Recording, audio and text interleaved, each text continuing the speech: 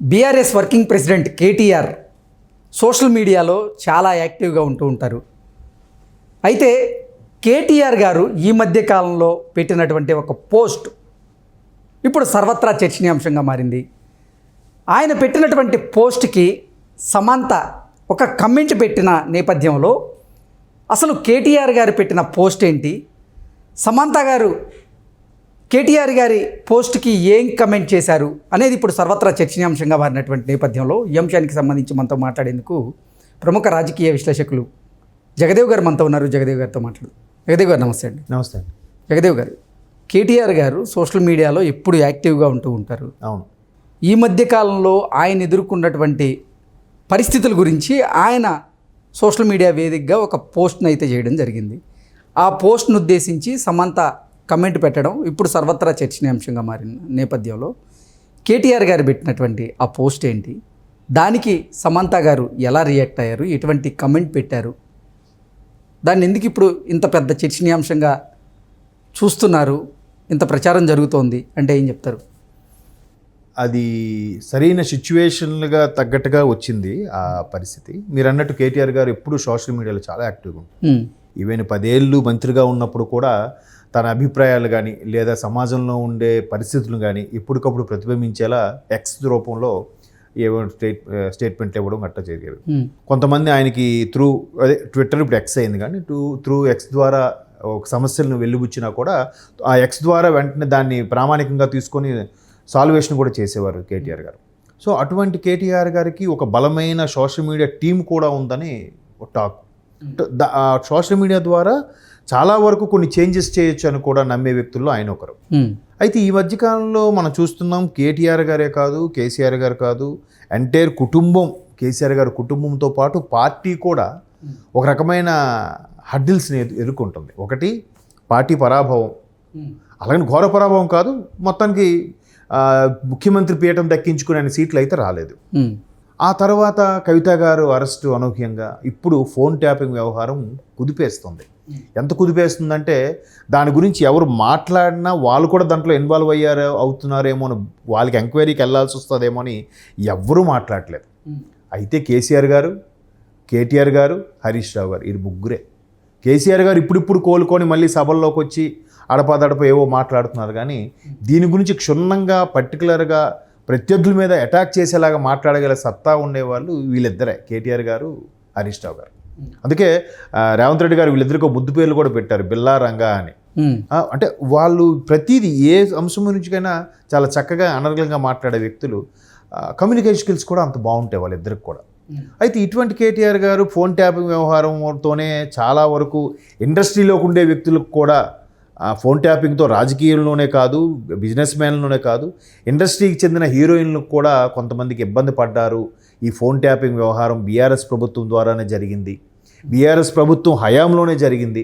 అయితే ఎవరు చెప్పారు, ఆ పెద్ద ఎవరు, ఆ పెద్ద తలకా ఎవరు, ఏ మంత్రా లేదంటే ఎమ్మెల్యేనా లేదా బిజినెస్ మ్యాన్లా, లేదా ఈ బిజినెస్ మ్యాన్ వెనక మళ్ళీ ఏ మంత్రి ఉన్నారు అనే వ్యవహారం మీద చాలా ఎంక్వైరీలు జరుగుతున్నాయి. అవి ఇంకా బయటికి రాలేదు. కానీ మొత్తం మీద బీఆర్ఎస్కే ఆపాదించబడుతుంది అది. ఎందుకంటే రేవంత్ రెడ్డి గారు నోటుకు ఓటు వ్యవహారం అప్పటి నుంచి కూడా ఈ వ్యవహారం నడుపుతున్నారు, అందుకే దాన్ని కాంగ్రెస్ పార్టీ కూడా చాలా సీరియస్గా తీసుకుంటుంది అన్నట్టు కూడా వస్తుంది. సోషల్ మీడియాలో కూడా చాలా వైరల్ అవుతుంది. సోషల్ మీడియాలో అయితే మరీ దారుణంగా ఇండస్ట్రీకి సంబంధించిన కాస్టింగ్ క్రౌచ్ను కూడా వీళ్ళు వాడుకున్నారు, ఆ ఫోన్ ట్యాపింగ్ ద్వారా హీరోయిన్లు కూడా మభ్యపెట్టారు అని కూడా మనం మొన్న సోషల్ మీడియా చాలా దారుణంగా చూసాం. అది అక్కడ హీరోయిన్లు పేర్లు కూడా మెన్షన్ చేశారు. అది చాలా ఇబ్బందికర పరిస్థితులు. వాళ్ళకి ఏం జరిగినా మళ్ళీ వాళ్ళు ఎందుకు లాగుతున్నారు?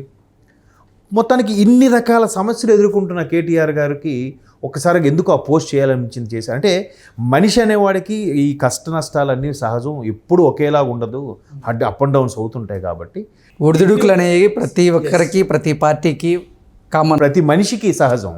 సో అటువంటి సందర్భంలో ఎప్పుడైనా సరే ధైర్యంగా చిరునవ్వుతో ఎదుర్కోవాలి అనేది ప్రతిబింబించేలా ఆయన పోస్ట్ పెట్టారు. చుట్టూ పిల్లలు నవ్వుతూ ఉంటే మధ్యలో ఆయన కూడా చిన్న చిరునవ్వు చిందిస్తూ ఉన్న ఫోటోని. అంటే ఈ విధంగానే ఉండాలి, చిరునవ్వుతోనే ఎదుర్కోవాలి ఎంత పెద్ద సమస్యనైనా అన్నట్టుగా పెట్టారు. అది చాలా మంచి సందేశం కూడా. అంటే చిన్న ఫోటో ద్వారా ఎంత ఎలాబరేట్ అయ్యే ఒక సందేశాన్ని పంచుకోవడం జరిగింది. అయితే దానికి సమంత గారు కూడా స్పందించి గ్రేట్ ఎట్లా ఒక నమస్తే సింబల్ పెట్టి గ్రేట్, కరెక్టే, అది మీరు ఎప్పుడు చెప్పినా అది వాస్తవం చెప్పారు, అలాగే ఉండాలన్నారు.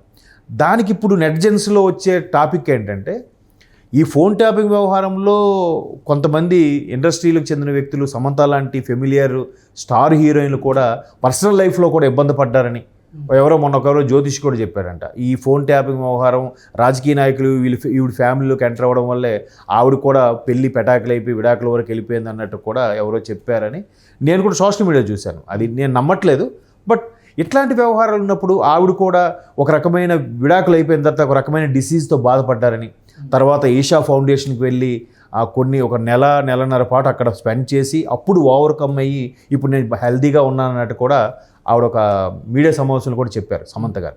సో అంటే ఆవిడ కూడా కొన్ని రకాల రూమర్స్కి, కొన్ని రకాల ఈ సోషల్ మీడియాలో వచ్చిన వైరల్ ఐటమ్స్కి కూడా మనస్తాపం చెంది ఆ రకమైన వ్యాధికి గురయ్యి సఫర్ అయిన వ్యక్తి కూడా లేదు, కరెక్టే, ఇట్లా సోషల్ మీడియాలో ఎన్ని వచ్చినా కూడా మనకంటూ క్యారెక్టర్ ఉంటుంది, మనకంటూ ఒక ధైర్యంతో మనం ముందుకెళ్ళాలనే ఉద్దేశంతో ఆవిడ కూడా అక్కడ కేటీఆర్ గారి స్టేట్మెంట్కి యాక్సెప్టెన్స్ ఇచ్చేలాగా ఓకే చెప్పింది. బట్ ఇలా చెప్పడం వల్ల ఒకే దెబ్బకి రెండు పెట్టలు అన్నట్టుగా, ఒకటి ఎప్పుడు మనిషి కష్టం వచ్చినా మీరు అన్నట్టు లాభ నష్టాలు కానీ కష్టకాలు ఎప్పుడు ప్రతి మనిషికి అప్ అండ్ డౌన్స్ ఉంటాయి కాబట్టి అది ఏ ఇండస్ట్రీ అయినా, ఏ ఇండస్ట్రీకి చెందిన వ్యక్తి అయినా ఉంటాయి, అయినప్పటికీ ఎదుర్కోవాలని చెప్పినట్టుగా ఉంది. రెండవది, ఇండస్ట్రీలో ఉండే ఇటువంటివి సమంత గారు లాంటి వ్యక్తులకి, కేటీఆర్ గారు లాంటి వ్యక్తులకి ఏదోదో ఉన్నాయని చెప్పి ఆపాదించేసి రాసే కొన్ని సోషల్ మీడియాలకు కూడా చెక్ పెట్టినట్టు అయింది. ఒకవేళ తెలుసో తెలియకో ఏవైనా ఇక్కడున్న రాజకీయ నాయకులు, అక్కడున్న ఇండస్ట్రీ సెలబ్రిటీలకి ఇబ్బందికర పరిస్థితులు ఉంటే వీళ్ళు స్టేట్మెంట్ ఇచ్చినప్పుడు కామెంట్ చేయరు కదా. బట్ ఆవిడ చేశారంటే ఏంటి? సో మంచికే, ఎటువంటి ఇబ్బందులు కలిగించలేదు. కేటీఆర్ గారి లాగే మనము ధైర్యంగా ముందుకెళ్ళాలి. నాకు ఒక సమస్య వచ్చింది, ఆ సమస్యతో నేను ఒక రకమైన డిసీజ్ని ఫేస్ చేశాను, ఆ డిసీజ్ నుంచి కూడా మళ్ళీ ఓవర్కమ్ అయ్యి ఇప్పుడు మరలా నా సినిమా ఇండస్ట్రీలో బిజీగా ఉంటున్నాను అనే సందేశం ఇచ్చేలాగా సమంత గారు పెట్టడం కూడా మంచి శుభసూచకమైంది. ఒకటి, నెట్జన్స్ నోర్లు మూయించేసింది ఆవిడ. ఎవరెవరైతే రూమర్స్ పెడుతున్నారో కేవలం ఈ ఫోన్ ట్యాపింగ్ వల్లే సమంత నాగచైతన్య విడిపోయారు, లేదంటే ఒక జ్యోతిషుడు చెప్పడం వల్ల విడిపోయారు లాంటి టాక్స్ కూడా ఆవిడ చెక్ పెట్టినట్టు అనిపించింది. అంతే కదా. అలా నిజంగా ఒకవేళ వీళ్ళ ద్వారా వాళ్ళు విడిపోయినట్టయితే వీళ్ళు పెట్టే కామెంట్కి ఆవిడ రెస్పాండ్ అవ్వదు కదా. బట్ రెస్పాండ్ అయిందంటే అదేమీ లేదు, ఇది ఎవరికైనా సహజం, ప్రతి ఒక్కరికి జీవితంలో వస్తాయి, బట్ చిరునవ్వుతో ఎదుర్కోవాలి, అది కరెక్ట్ కేటీఆర్ గారు చెప్పింది అన్నట్టుగా పెట్టడం కూడా మంచి మెసేజ్ ఇచ్చినట్టు అండ్ మోర్ ఓవర్ ఇటువంటి కామెంట్స్కి చెక్ పెట్టినట్టు కూడా అనిపించింది. అది నా అభిప్రాయం. అంతే కదా. అలా నిజంగా ఒకవేళ వీళ్ళ ద్వారా వాళ్ళు విడిపోయినట్టయితే వీళ్ళు పెట్టే కామెంట్కి ఆవిడ రెస్పాండ్ అవ్వదు కదా. బట్ రెస్పాండ్ అయిందంటే అదేమీ లేదు, ఇది ఎవరికైనా సహజం, ప్రతి ఒక్కరికి జీవితంలో వస్తాయి, బట్ చిరునవ్వుతో ఎదుర్కోవాలి, అది కరెక్ట్ కేటీఆర్ గారు చెప్పింది అన్నట్టుగా పెట్టడం కూడా మంచి